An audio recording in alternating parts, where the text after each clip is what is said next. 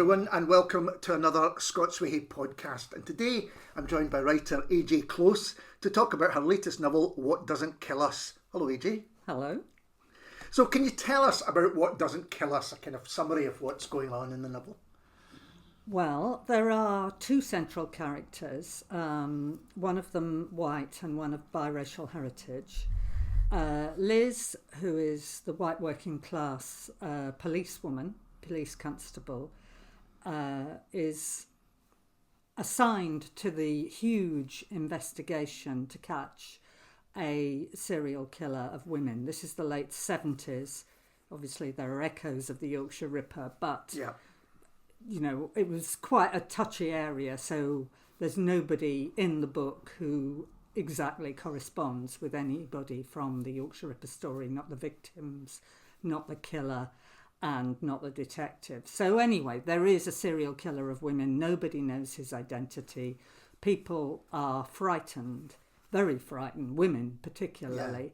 The police are convinced that he's only targeting prostitutes, but most women have a feeling that this isn't the case, and indeed it turns out not to be the case. Mm-hmm. So Liz is assigned in a very, very junior capacity as a CID aide. She has a partner, D.S. Moody, who also has a bit of a glad eye for her. Mm-hmm. And she's got a violent partner at home. She ends up, by accident really, meeting a group of feminists who live in Chapeltown, in the Chapeltown area of Leeds. And they ask her along to one of their consciousness-raising meetings. Mm-hmm. And she has never been to anything like that before. It's completely out of her ken. She doesn't really even know any middle-class people. And as chance would have it, she turns up with a black eye. So no prizes for guessing how she got that. And they say, look, it's not safe for you to go home. Come and live with us. So that's the basic scenario there. It turns out Charmaine, who is the character of biracial heritage, who's a little bit younger than Liz, who's an art student doing a foundation year at the Polytechnic, she has joined, again, through a series of accidents, she's joined this consciousness-raising group. Mm-hmm. So, and everybody in the book, really, all the women in the book are hyper aware that there's a man out there killing women. That makes it sound quite like a conventional crime novel, and I certainly borrowed from the propulsive elements of the crime genre. But actually, I'm not interested in Peter Sutcliffe, the man, the Yorkshire Ripper. What I am interested in is the reaction to him, which I saw at first hand because I was in Sheffield in Yorkshire in the late 70s and turn of the 80s. And I feel Sutcliffe was a stick that stirred up all this sediment, really nasty sediment. He didn't create it, it was already there. And that's what interests me. So you see one side of it in the police and particularly in their attitude to young women like Liz, and the other side of it you see in the feminist all-female household, a separatist household, where fear and a dislike of what men are doing generally has sort of become much more extreme, and they are more or less man-haters. So why did you want to write it? Why did you want to kind of examine that period and that in particular? Well, a lot of it is because, as I said, I was there. I was at university elsewhere, but I used to come back to Sheffield. And then I graduated in the middle of 1980 and came back to my parents' house, which was empty, because I had nowhere else to live. So I was single. I couldn't afford a car. I was on the dole, in fact. So I would go out to meet friends. Mm-hmm. And when you were out after dark, which really meant any time after 4 o'clock in the winter, you were frightened. I was frightened, and all the women I knew were frightened, in fact.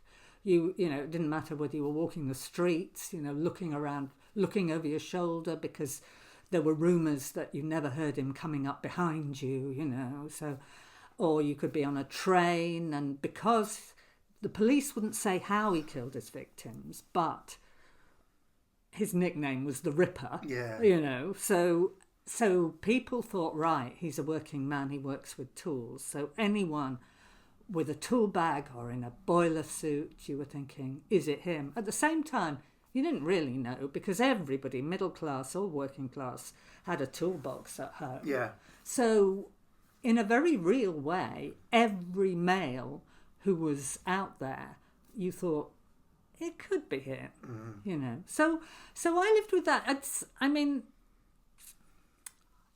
It's funny. It's such a different time in so many ways. Yeah. And in other ways it isn't. I was a feminist then. I was a more extreme feminist probably then than I am now. I was very, very aware that men in a pack were threatening. I made exceptions for individual men who I went out with or who were my friends.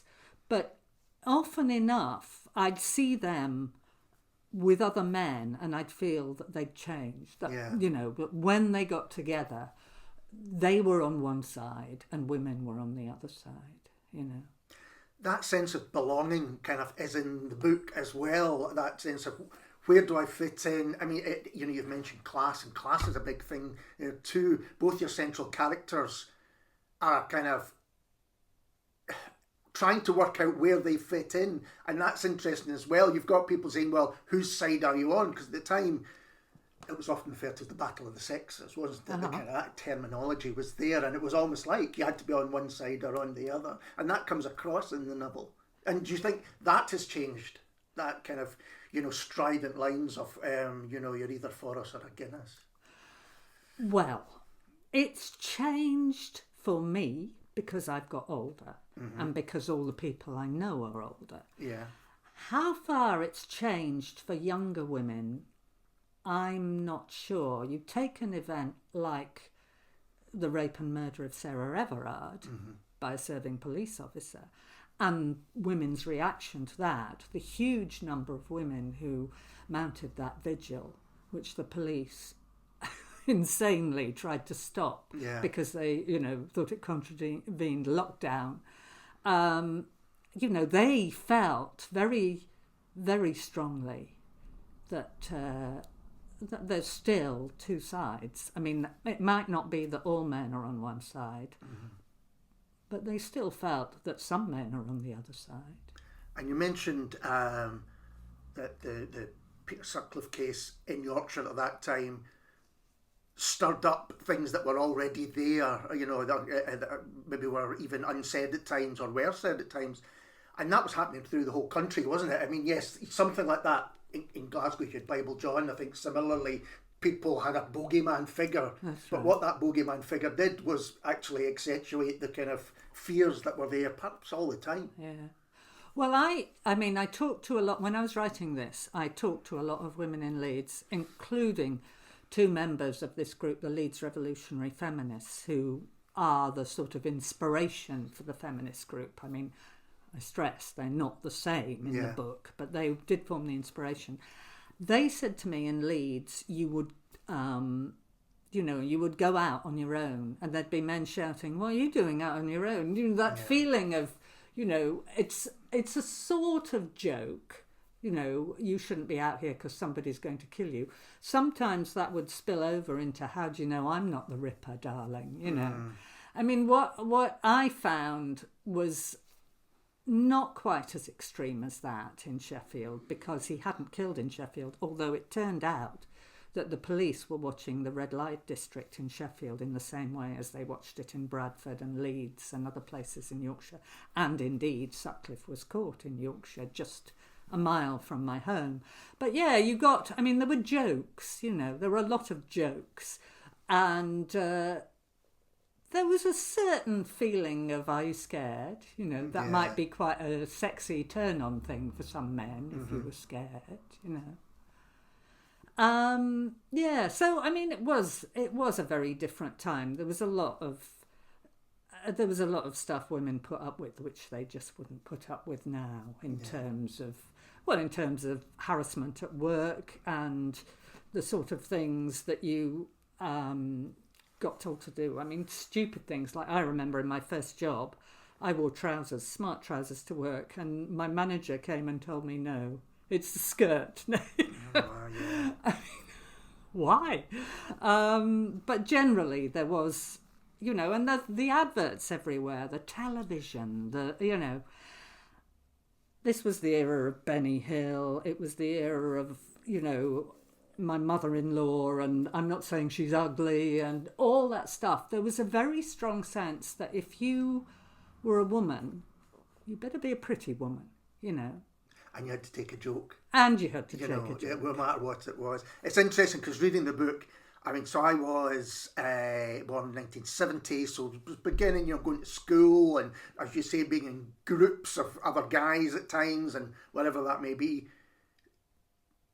and then starting to go out, go to pubs and all of those things. And it was interesting to think back on those times and things like adverts, even right into the 90s and noughties. I mean, page 3 now seems like, another century, but, these were stars and everything. It's really interesting to reflect on how those times were just so ingrained, those mores, those kind of attitudes that people probably didn't even think about them most of the time. It just was. That's right. I think, and I'm not saying this was wholly working class, but it was very, very bound up with working class culture.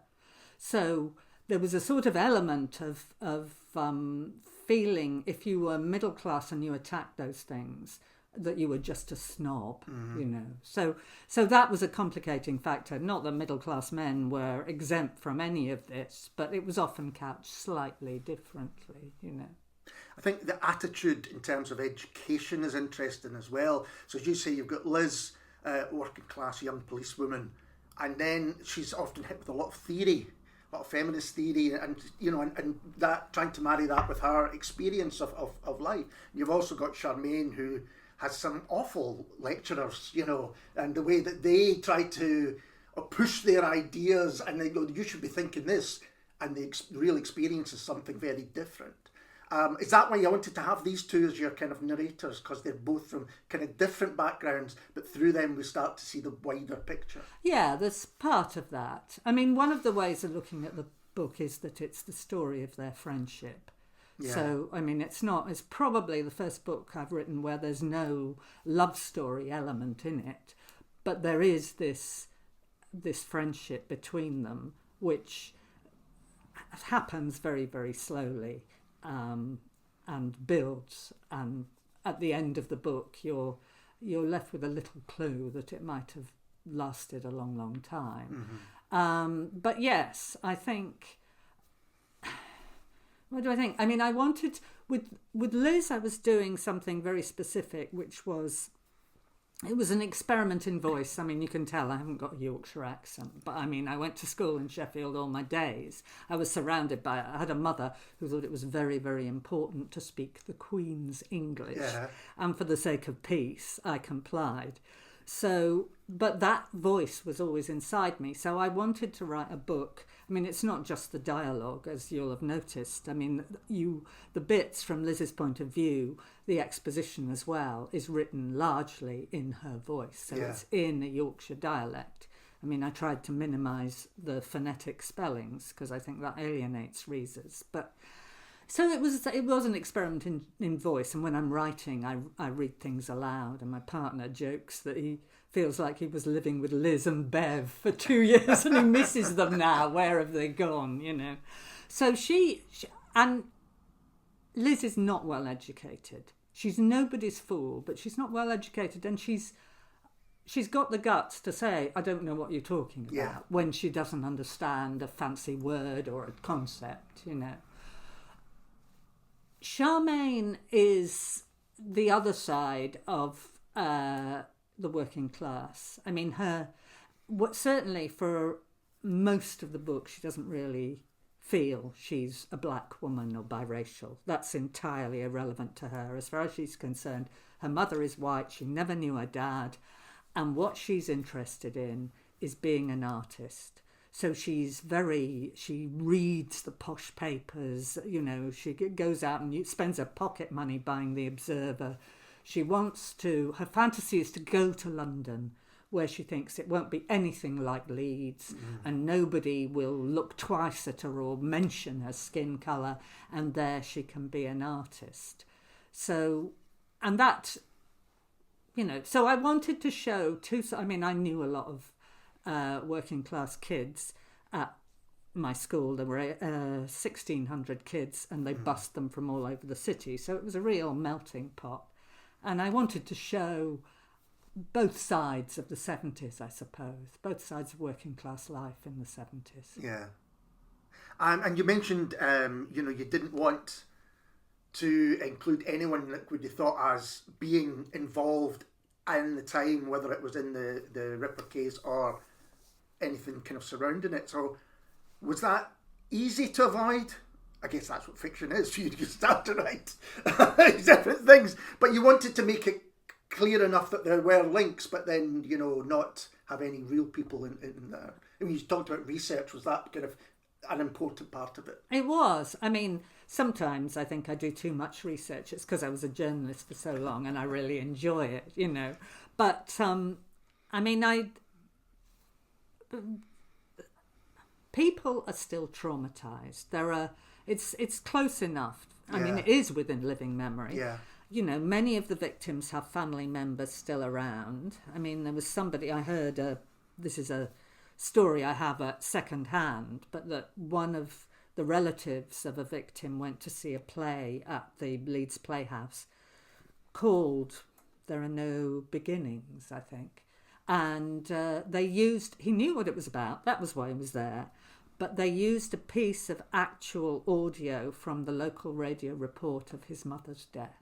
Right. And when he heard that, he completely freaked out. It was enormously triggering for him, Now, I heard about that before I wrote the book, and that was quite useful to me to make me think, you've got to be really careful here, So there's that element. On the flip side, the real Leeds revolutionary feminists and the group, which was probably inspired by them, but we don't know because they're anonymous, the group Angry Women,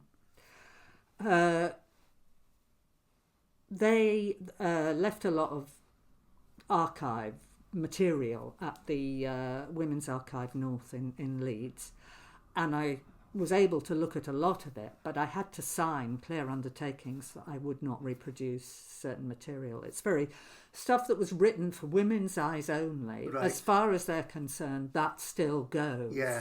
Never mind that it's 40 odd years later. The situation is complicated by the fact that Angry Women firebombed a large number of sex shops across Yorkshire. Right.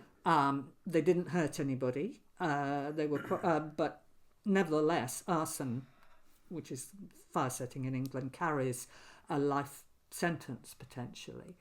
Nobody was ever arrested, as I said, but I had to be very careful. I did want to write one of my characters, at least more than one of my characters, as part of that group who were setting fire to sex shops. So again, you have to be really careful not to finger anybody. Yeah. I mean, I'll just quickly say something about the Leeds revolutionary feminists, because they have been credited with breaking the women's liberation movement in Britain. They were quite extreme separatists. They were very, very early campaigners about male violence against women and making the streets safe for women and refuges and rape crisis centres. They brought out a book called Love Your Enemy, which, depending on who you ask, was partly a provocation, partly really meant. But they that book introduced the idea of political lesbianism and said, you don't have to sleep with other women, but you have to stop sleeping with men. Yeah. Men are the enemy. if you're having them in your house, having sex with them, you are giving succour to the enemy, and you can't be a feminist under those circumstances. And that caused a lot of trouble in the women's movement in the UK, with feminists who, you know, really put in their time, but who happen to be married or have a long-standing boyfriend, you know, feeling quite angry that suddenly they were seen as traitors or quislings.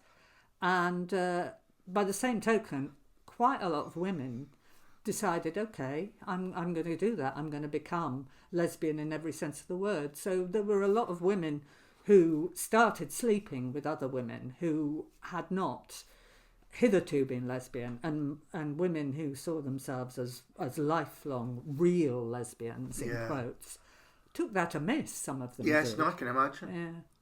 So it was an interesting time, you know. Yeah. And then you've got the other... this is talking about the characters in my book, not talking about the real people here. You've got that interesting thing that, yes, women are all on the same side, but that doesn't mean all women are likeable. You know, I mean, it was something feminists said a lot. You know, I may not like you, but I'm still fighting for your rights. And when you've got, when you take men out of the power equation, there's a vacuum which... you know, quite often a woman will fill, or more than one woman will fill. And that's what happens in this all-female household in the book. This woman, Rowena, arrives, who's a self-styled feminist freedom fighter, very confident London metropolitan woman. And she shifts the balance. Hitherto, the group in the house has been quite... well, they're domestic revolutionaries, if you like. They bring up the children to think that everybody in the house is their mother. There's no particular mother, and they give the children the surname Wilds because the children belong to themselves. Now, after Rowena arrives in the house, things start to shift. They start engaging in much more extreme forms of direct action. They start breaking the law. Liz is a police officer, but not out to them as a police officer, which puts her in a difficult position. And you have, it's interesting because all those conversations that you've just set out there are had in that house. You have, you know, not everyone is saying, yes, let's go and do this. It's not one, you know, speaking as one. There are all sorts of conversations going on. And then you have Liz. That's what I meant, I think, by you get the wider picture through your two central characters because they are relating these conversations, but you've also got transcripts and interviews as well. Is that right? You got. I'm trying to think now, but so did the story you want to tell? Did that kind of shape how you wrote it with these different aspects of it? It did. As I go on, I'm more interested in telling stories from many characters' points of view. Right. I used to, you know, focus on one person and their psychology. Maybe it's about getting older, but I did want to tell a story about a group of, 9 women and what life is like. I mean, not all of them get equal dibs in the story, if you like. Yeah. But yes, I think there are other little influences. I remember going to an exhibition in Dundee about Paul Robeson, the singer, who was tracked by MI5 or MI6 for quite a long time, and they had the transcripts of what he'd said and what he'd done, which were phenomenally banal, quite amusing, really. Obviously, enormous amounts of effort had gone into producing these endless transcripts of the things he said to people. So that stuck in my mind, and I quite like the idea of using that sort of objective, if you like, element to sort of move the story on in places. And because, of course, the police were very interested in these women, you know. Yeah. As, you know, subsequent events was to show. And a lot of your novels examine moments and people in history. Does that cause you to think differently about the present day? I mean, has writing this book in particular caused you to kind of think, well, what is the situation today? It has, but unfortunately, I don't think I can write about it. Right. So much of what's around is online now, particularly if you're young. And I'm an analog person. I don't even have a smartphone, the internet is very useful for research, and I probably spend a fair amount of time online on my computer. Mm-hmm. But I really feel there's an epistemological break, as we used to say, yes, between people who lived pre the internet or had their formative experiences pre the internet and those who came after. And I can't really write about that world. It's interesting. I am writing another book now, which is set, well, parts of it are set in the early 2000s. Okay. Because they have to, it's all right having the internet because Google wasn't so completely, the encyclopedia of everything, even 20 odd years ago, but it has to be pre-smartphones, because once you've got smartphones, your plots are a disaster, random events, coincidences, people coming back after years. None of that happens anymore. You can find anybody at the, touch of a keyboard now. It's so interesting. I've spoken to a few crime writers who say, I set my books in the 70s and 80s because mobile phones would kill the plot completely. You would be able to find out all sorts of things about your characters. That's really interesting. But also your novels often look at women trying to change their world. It's an immediate thing. Is that something that you're kind of constantly interested in when you write your novels? It's these ideas, similar themes in a way that run through nearly all of them.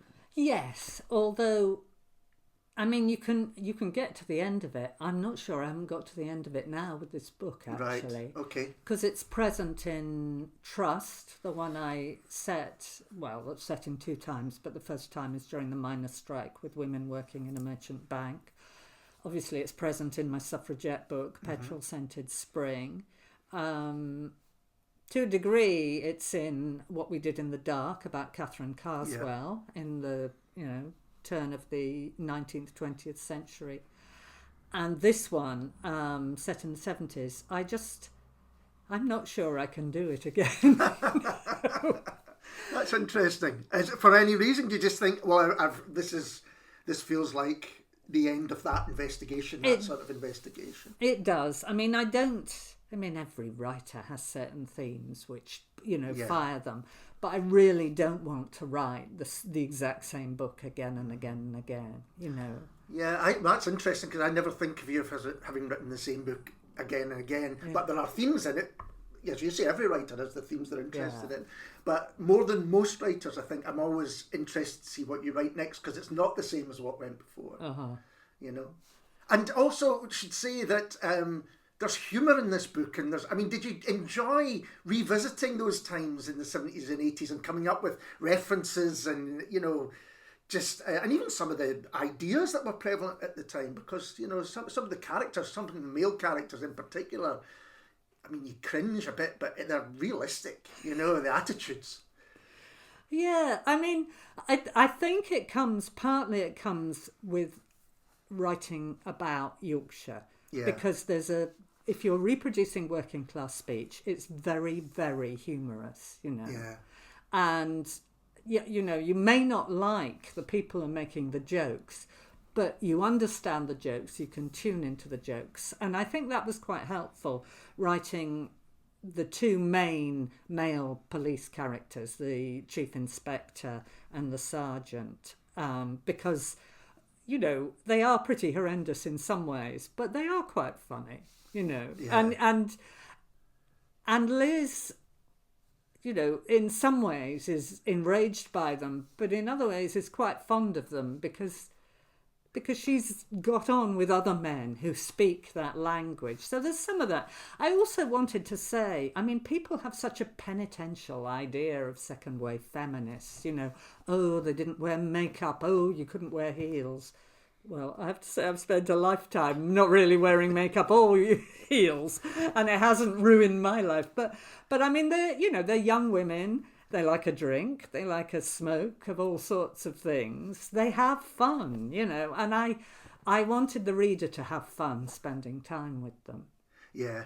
And do you think fiction does, when telling stories like these, it does something that non-fiction can't do? I'm thinking of kind of empathy. You know, if you're reading something that is purely factual, then, you know, maybe it's just me, but it feels like, you know, it's a studying almost what went on.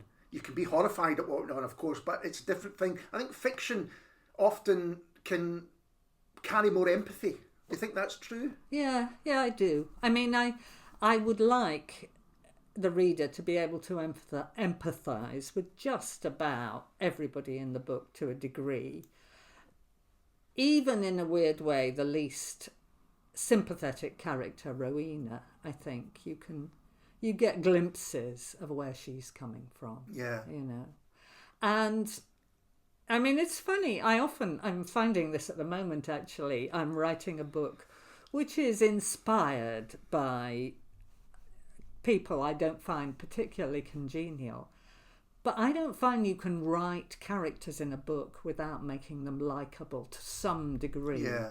Even if they're horrendous and the things they do are horrendous, you have to have some sort of insight into why they do what they do. And once you have that, you're sort of on their side to a degree, I think. Yeah, and that often comes from the other character's reaction towards them. Because if everyone thought they were just wholly Rowena, say, horrific, then they'd be out. That's right. You know, even though, you know, some people do want that to happen. So then, of course, we have a character who isn't a major character, but is the killer, the person who's killing all these women. And consequently, I just portrayed that person from the outside. Yeah. Because I really don't think... I mean, maybe it's possible to feel some empathy. I mean, Gordon Brown's fantastic book, Somebody's Husband, Somebody's Son, about Peter Sutcliffe, certainly did a good job of explaining why he might have been that sort of person, although nobody can really explain why that sort of person takes it so far as to kill women, you know. But no, the actual killer in the book, I don't really get under his skin and didn't want to. And you said right at the start, you've got this kind of bogeyman figure that is the conduit for all this other feelings and attitudes and all that thing to rise to the surface. Yes, I mean, when I think this, I pretty much do transplant wholesale onto Liz. I remember when Peter Sutcliffe was caught, and you saw the photographs of him. Admittedly, there was the sort of dramatic black hair, which gave him a sort of gothy, villainous look. But he also looked weak, if we're honest. You know, there was something about his mouth, something about his eyes. You felt, in a weird way, disappointed. Because that's interesting. what you'd been afraid of was so much more powerful than this rather pathetic individual who, it turned out, used to, you know, play practical jokes with corpses when he was a grave digger, and he had a high-pitched sort of laugh that gave everybody the creeps. I mean, definitely not an alpha male, shall we say. You know. Can we go back to Forspoken?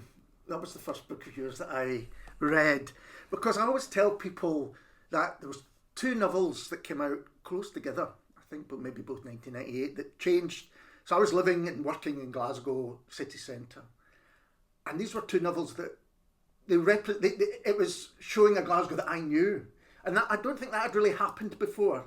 You know, it was cafes that you went to, restaurants, you know, the streets, people, the way they talked, the way they dressed, all sorts of things. The other one is Denise Mina's Garnet Hill, was the other. And when you were writing it, were you just writing what was around you, or were you did you have a thought about previous Glasgow novels and what they were like? Because for me, they were still kind of stuck in the McIlvanney, you know, mean city style. You know, that's what Glasgow felt like. There was almost stereotypes that were still being adhered to, and here was one that didn't do that at all. Yeah. I think, well, I mean, I was still working as a journalist at that point. Yeah. And I had given myself, I hadn't arrived in Scotland that long before. Well, I mean, 10 years before Forspoken came out. And so I'd given myself a crash course in Scottish literature and Glasgow literature in particular. So I suppose there was the sense of not wanting to write that, but still feeling within that tradition. But yeah, I mean, a lot of it was just, living through experiences, going to places and turning them into fiction, giving them a bit of stylish topspin, but essentially not falsifying what was around. No. So it's funny you should talk about that book, because I literally have not read it since it came out. So my memories, I often think, should I read it again? I had a real sense when I was writing it of having so many ideas, and big ideas, and wanting to get them all down, not just about Glasgow, but about things like psychotherapy and people and family dynamics, and I just remember and superstition and the paranormal, and I just remember really, really loving writing it and feeling like the biggest brain in the world as I put it all down. The reason I don't read it now is I think the writer in me that's been a novelist for 20 odd years would want to take the blue pencil to a lot of it. But I don't think you could do that without destroying the whole thing, It's another, when people ask me to recommend a Glasgow novel, that's always one of the ones at the top of the list. Because I think, especially now, I read it when it came out, but now it's a historical piece in itself now, to go back in all those times.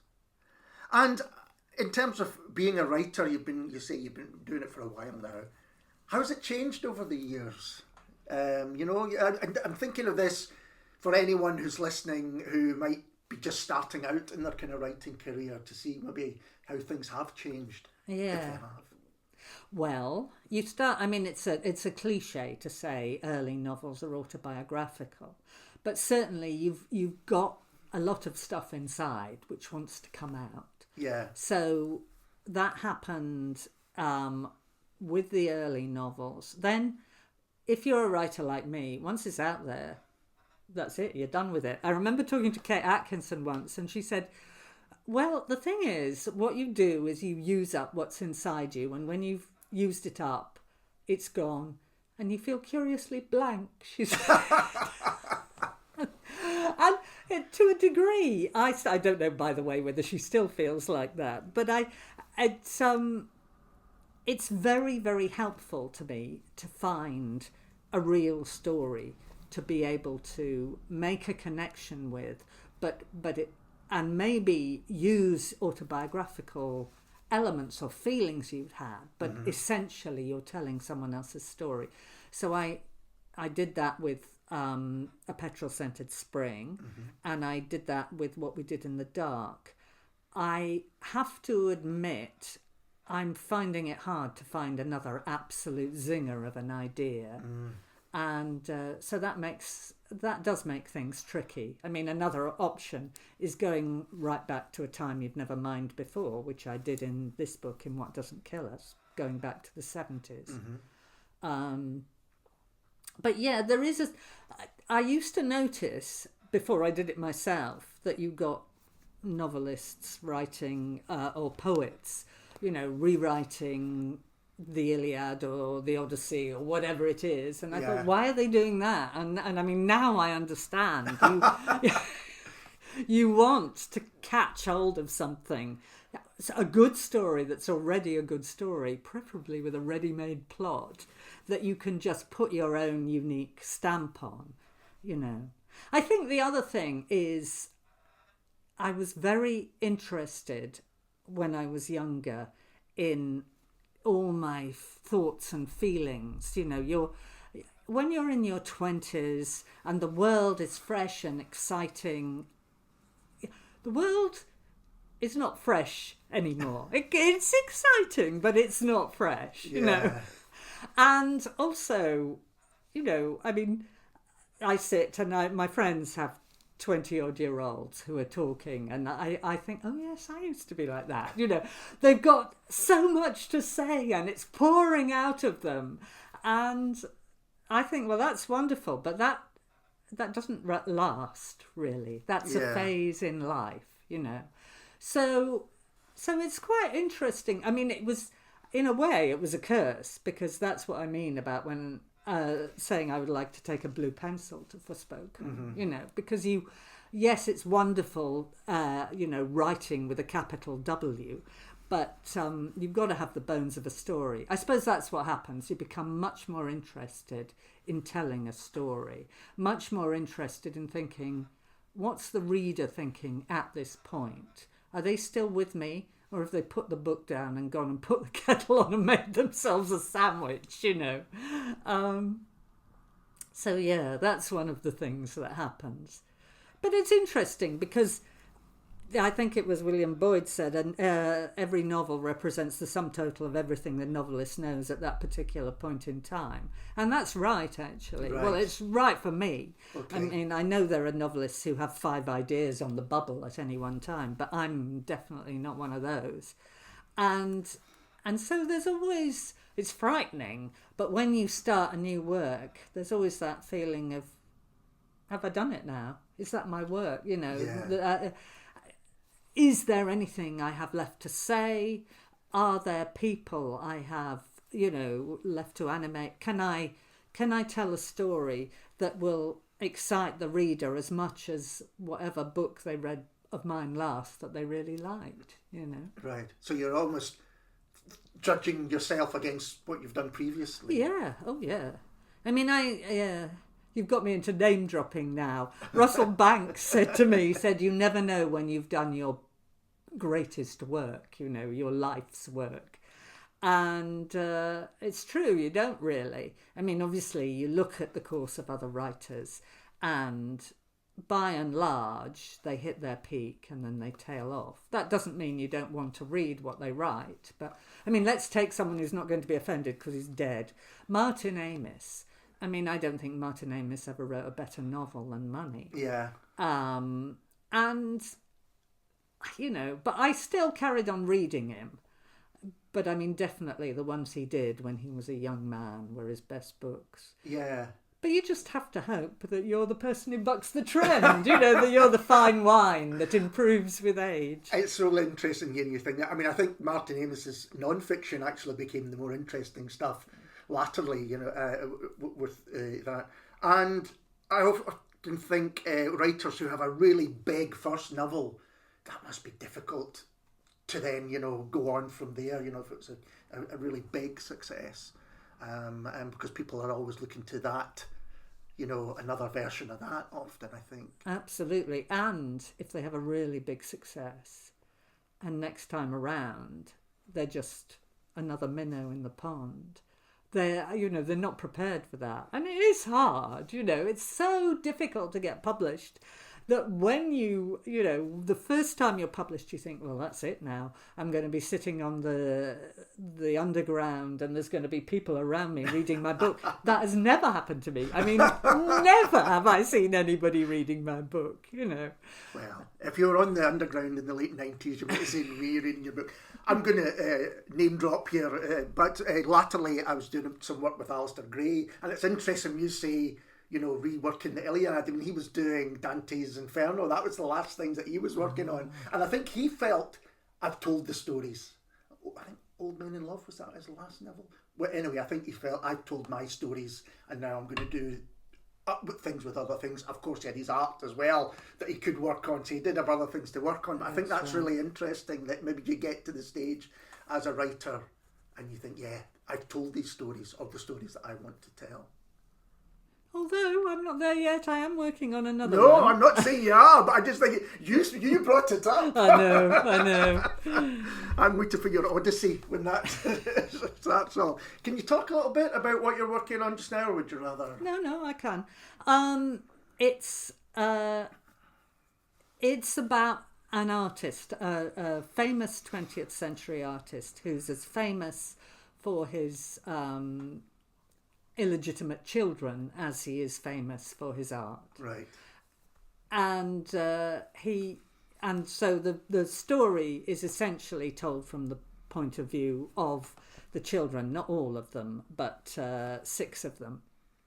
And because you can't just have family dynamics, there's a missing masterpiece thrown in there as well.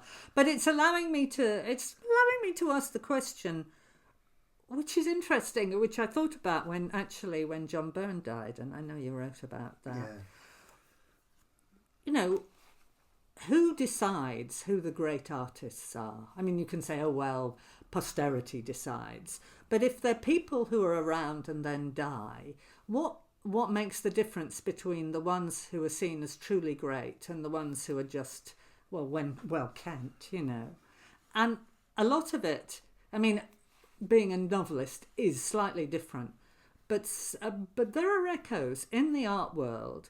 You have to have a high profile. Yeah. You have to have a sale value on the international art market, which means you're not necessarily being bought by connoisseurs. You're being bought by investment banks and things. So that's about being famous, you know. Yeah. And then if you're a painter of reasonably small pictures, you have to move up to painting these really massive things that will work at the Museum of Modern Art or wherever. Yeah. You'll never really break through until you're making these mega things that major institutions are going to be bidding for. And again, that's if you're someone who paints small, what happens if you actually can't paint big? Yeah. You know, you're consigning yourself to another bracket, really. So all of that I find quite interesting. And I originally was going to base it on the life of, a couple of real artists. Uh-huh. And then I realised that the problem with them having so many illegitimate children is that they've got quite a few descendants around. And perhaps I didn't want to get into that mess. So again, we're making it up. That's again fiction all written through, you know, people can read into it what they want. AJ, thanks so much for taking the time to talk to me. I really appreciate it. Well, you're welcome. It's been a pleasure. And we'll be back soon with someone completely different.